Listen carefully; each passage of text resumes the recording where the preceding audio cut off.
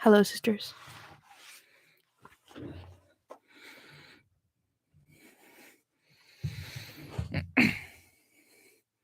Today I will be reading Essay 3 from The Politics of Reality Essays in Feminist Theory by Marilyn Frye.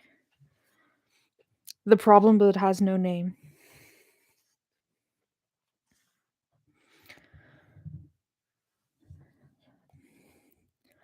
The phenomenon I analyzed here is something I first began attending to under the rubric quote unquote male chauvinism. That term seems to have gone out of fashion in the circles I move in, but the phenomenon hasn't. Other words for it are sexism, male supremacism, misogyny, but none of them quite seem to fit.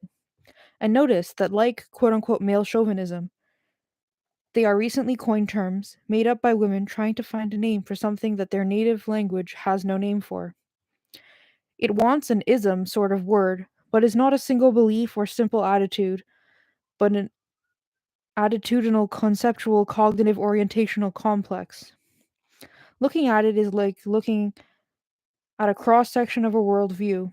One feels that with time and patience enough, one could reconstruct the entire multidimensional worldview from what one can see in this little slice. I made up the words phallism and phallist for this complex and the beast in the belongs to, but the novelty and strangeness of the term bothers me.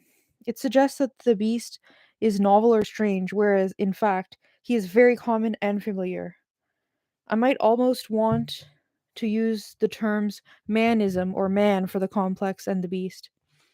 They would actually be fine so long as I could count on people's understanding that one can't invariably tell just by looking who the men are, and yet the most of the folks who look like men are men, and most of those who don't aren't. In revising this essay, I decided to stay with my made up terms phallism and phallist, bearing in mind that the strangeness of the terms is not an indication that the phenomenon is strange or rare, but a flag notifying us that English doesn't have a word for this. Even if one has thought about this sort of thing before, it wouldn't hurt to ponder the question of why there has been no name for such a common and such a potent thing as this. I have titled this essay The Problem That Has No Name, in deliberate reversal of Betty Friedan's use of the phrase as the title of the introductory chapter of The Feminine Mystique. That book locates the problem in women. Quote, quote unquote, the problem, as she stated it, is that women are mysteriously dissatisfied with domesticity. Because she focused on women only, of a certain race and class, and because she did not have a global or radical perspective, she did not see that all women, even those who perforce, have a lot more than domesticity to cope with, quote unquote, want something more, and that this wanting, and also wanting a good deal less of some other things, is not a problem. A book about the problem would have to be a book about men, not about women. This essay is, in a way, a gesture towards that book. Summer 1982. Part 1. Feminists have always been sensitive to the conflation of the concepts of man and male. People tend, and are explicitly taught, to think of distinctly human characteristics as distinctively masculine, example, rationality, and to credit distinctively human products or achievements like culture, technology, language, and science to men, that is, to males. Blended with this, there is a distinctly human tendency to reorganize and aggrandize the human species and to derive from one's rosy picture of it a sense that one's individual specialness and superiority. Identifying with the human race, with the species, seems to involve a certain consciousness of the traits and properties one has just as a human being. In this, one generally focuses on those distinguishing traits, which one can easily construe as marking the elevation of this species above the rest of the animal kingdom, such traits as speech, reason, and moral sensibility. Being the highest animals, the crowning achievement of evolution, we feel it morally acceptable, even laudable, to treat members of other species with contempt, condescension, and patronage. We supervise their safety. We decide what is best for them. We cultivate and train them to serve our needs and please us. We arrange that they shall be fed and sheltered as we please, and shall breed and have offspring at our convenience. And often our concern for their welfare is sincere, and our affection genuine. Every single human being, simply as a human being and regardless of personal virtue, ability, or accomplishment, is presumed by virtually all of us to have these rights, and in some cases duties, with respect to members of any other species. All human beings can, we assume, be absolutely confident of their unquestionable superiority over every creature of every other species, however clever, willful, intelligent, or independently capable of survival that creature may be. This set of presumptions might suitably be called humanism. Phallism is a form of humanism. It is an assumption of superiority, with accompanying rights and duties, that is seen as not requiring justification by personal virtue or individual merit, and is taken to justify a contemptuous or patronizing attitude towards certain others. The phallist, confusing man, meets women with humanist contempt and patronage. It will be noted that women are not the only human creatures that are not, or not generally, treated with the respect apparently due members of so elevated a species as ours. This is quite true. An arrogation of rights and duties, fully analogous to humanism, is carried out also in relation to infants, the aged, the ill, those labeled insane or criminal, and by members of dominant races in relation to members of subordinate races. It turns out that in the eyes of any particular human creature, only certain of other beings that are human, versus canine, etc., are taken to be participants in species superiority. Others are taken to be something less than they are, quote unquote, defective, less because they are, quote unquote, defective or, quote unquote, underdeveloped or members of some other non fully human species. The point here is that phallists place human females of any race, age, fitness, or moral character in just this latter category. The words defective or underdeveloped are usually used with deadly seriousness in descriptions of female physiology, psychology, and anatomy, broadcast by some of those assumed to have professional competence in such things. And some men say, and sometimes write, that women are of another species than their own.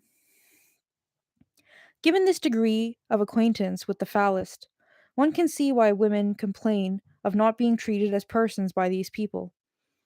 Those human creatures that we approach and treat with not the slightest trace of humanistic contempt are those we recognize unqualifiedly as persons.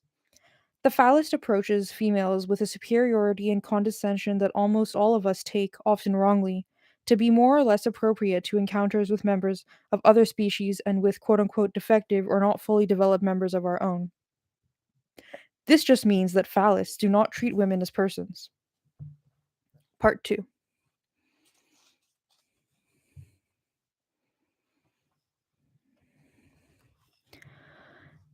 The phallus does not treat women as persons. The obvious question is, does he withhold this treatment in full awareness that women are persons? Are we dealing with a simple malice?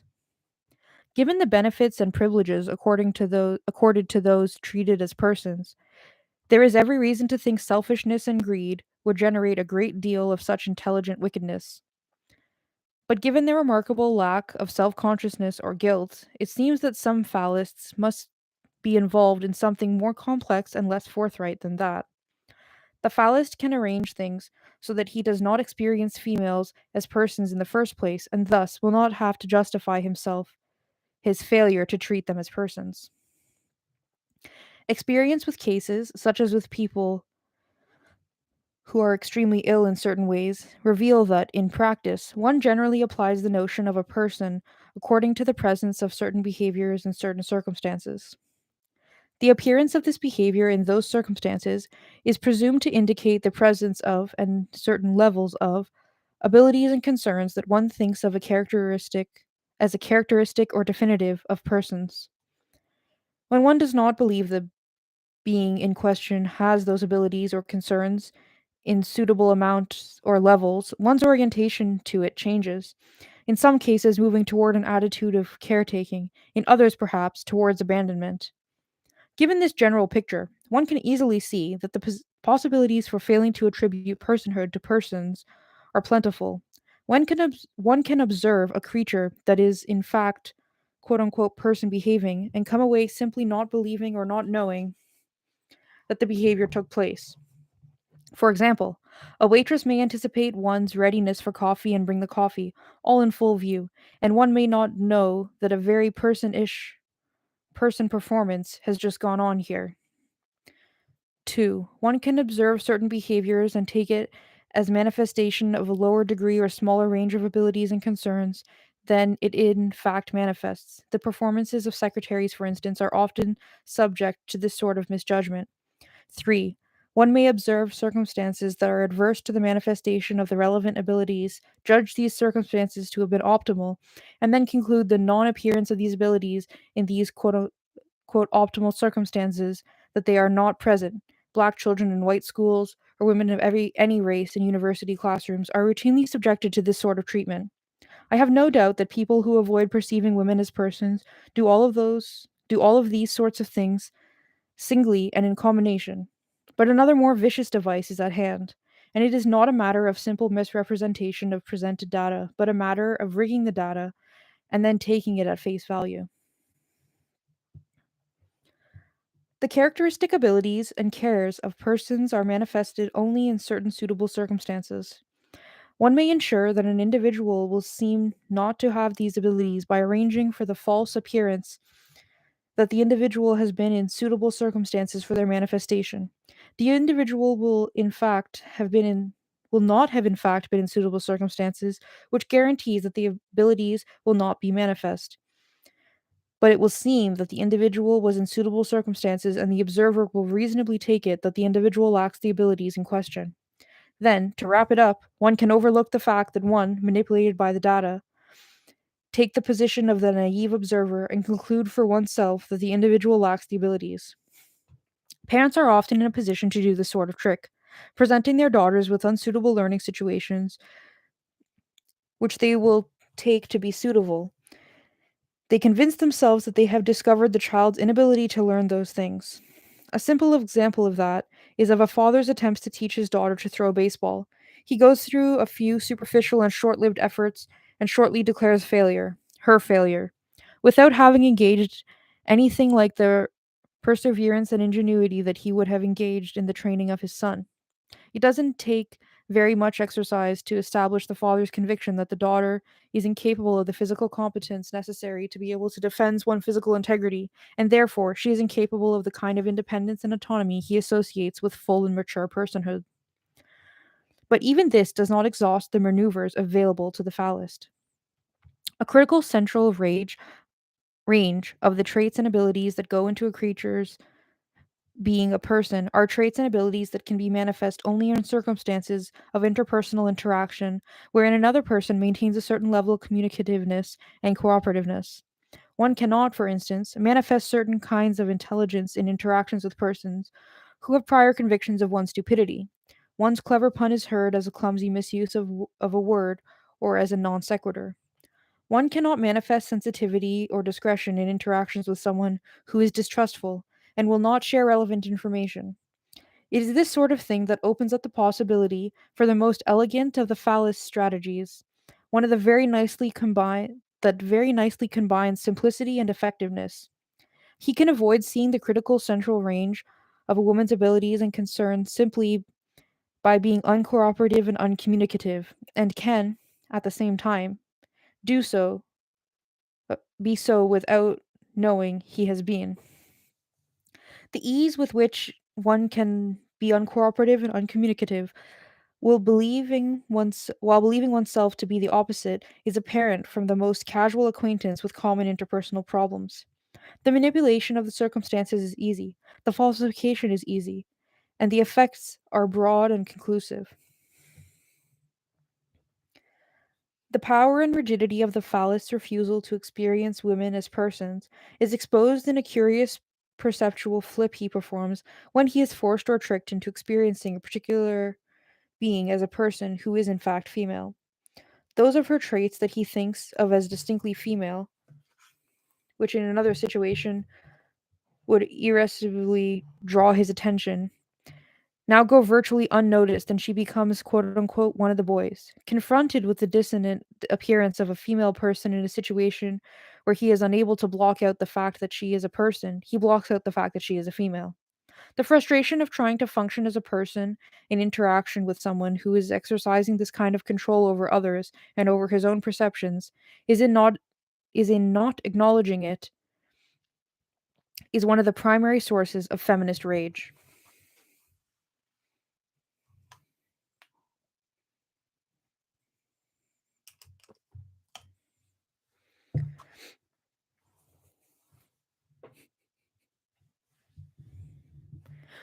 Part 3. It has been assumed in the preceding section that it is obvious that women are persons. Otherwise, failure to perceive women as persons would not have to involve all this fooling around. Some women, however, clearly think there is some point in asserting that they are persons, and some women's experience is such that they are inclined to say that they are denied personhood. To some, there seems to be certain silliness about the assertion that women are persons, which derives from the fact that almost everybody, female and male alike, seems to agree that women are people. But in many instances, this constitutes no more than an acceptance of the fact that females are biologically human, not canine, for example, and have certain linguistic capacities and emotional needs. In accepting this, one is committed to no more than the belief that women should be treated humanely, as we are enjoined to treat the very ill, the elderly, and members of whatever race or races we take to be below our own in the pecking order. But the personhood of which I'm speaking here is quote unquote full personhood. I am speaking of unqualified participation in the radical quote unquote superiority of the species, without justification by individual virtue or achievement, unqualified membership of that group of beings that may approach all other creatures with humanist arrogance. Members of this group are to be treated not humanely, but with respect. It is plain that not everybody, not even almost everybody, agrees that women belong to this group. Asserting that they do is hardly saying something so generally obvious as to be unworthy of assertion. The other claim, that women are denied personhood, can also be strange, but there is something to it. To some, the concept of a person seems somewhat like the concepts that are sometimes called quote unquote institutional, such as the concepts of a lawyer or a knight. To some, it seems that person denotes a social or institutional role and that one may be allowed or forbidden to adopt that role. It seems that we, persons, have some sort of power to admit creatures to personhood. I do not find this very plausible, but it surely recommends itself to some, and it must be attractive to the phallists who fancy the power to create persons. His refusal to perceive women as persons could then be taken by him as an exercise of this power. Some phallists give every sign of accepting this or a similar view, and some women seem to be taken in by it too. Hence, some women are worked into the position of asking to be granted personhood. It is a peculiar position for a person to be in, but such are the almost inevitable effects of phallus manipulation on those not forewarned. Of course, one can make what is a person not a person by wishing it so, and yet some vague impression lingers that phallus do just that, and it is not without encouragement that it lingers. Even apart from the cases of unjust institutional concepts, there is in the employment of concepts, as is the employment of words, a certain collective subjectivity. Every concept has some standard use or uses in some community, the quote unquote conceptual community whose usage fixes its correct application. While admitting that various hedges and qualifications should be made here, one may say that, generally, if everyone in the community where the concept of y is in general use declares x to be y, then x's are y's. For concepts employed only by specialists or, say, used only within certain neighborhoods, the relevant conceptual communities consist of those specialists or the residents of those neighborhoods. In general, the conceptual community whose use of a concept fixes its correct application simply consists of all the people who use it. To determine its correct application, one identifies the people who use it and then describes or characterizes their use of it. The concept of a person is a special case here. To discover the range of application of the concept of a person, one might identify the conceptual community in which the concept is used. It consists, of course, of all the persons who use the concept. To identify that conceptual community, one must decide which creatures are persons. The upshot is that the phallist, who self deceptively adjusts the range of application of the concept of a person, is also manipulating appearances with respect to the constitution of the conceptual community. Males who live their lives under the impression that only males are persons, and in the belief that this impression is shared by others, will see themselves, the persons, as completely constituting the conceptual community, and thence take their agreement in the overt application of the concept of a person as fixing its correct application, much as we all take our agreement in the application of the concept of a tree as fixing its correct application. We do not have the power to make what is a tree not a tree, but the collective subjectivity of the conceptual correctness can be mistaken to mean that we do. Nor could the phallists, if they did constitute the conceptual community, thereby have the power to make what is a person not a person. But it is there, I think, that one finds the deepest source of the impression of what women are denied personhood. The self perceptive denial that women are full persons adds to an attempt to usurp the community's control over the concept in general by denying female membership in the conceptual community, or rather, by failing to see that they are members of the conceptual community. The effect is not simply the exclusion of females from the rights and duties of full persons, but it is a conceptual banishment that ensures that their objections to this exclusion simply do not fit into the resulting conceptual scheme. Hence, the phallist's almost incredible capacity for failure to understand what on earth feminists are talking about. His self deception is locked in his conceptual framework, not simply as his analytic or priori principles are, but in the underlying determinants of its entire structure and content. The self deception fixes his conception of the constitution of the conceptual community whose existence makes conceptualization possible and whose collective perceptions determine and outline its progress. The rejection of females by phallists is both morally and conceptually profound.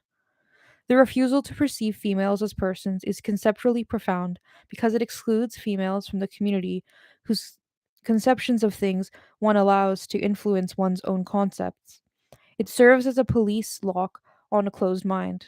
Furthermore, the refusal to treat women with the respect due to persons is in itself a violation of a moral principle that seems to many to be the founding principle of all morality. This violation of moral principle is sustained by an active manipulation of circumstances that is systematic and habitual and unacknowledged. The exclusion of women from the conceptual community simultaneously excludes them from the moral community. So the manipulation here is designed not just to dodge particular applications of moral principles, but to narrow the moral community itself, and is therefore particularly insidious. It is the sort of thing that leavens the moral schizophrenia of the gentle, honest, God fearing racist monster, the self anointed Ubermensch, and other moral deviates. The phallist is confined with the worst of moral company in self designed conceptual closet, and he has taken great pains to ensure that this escape will not be abetted by any woman.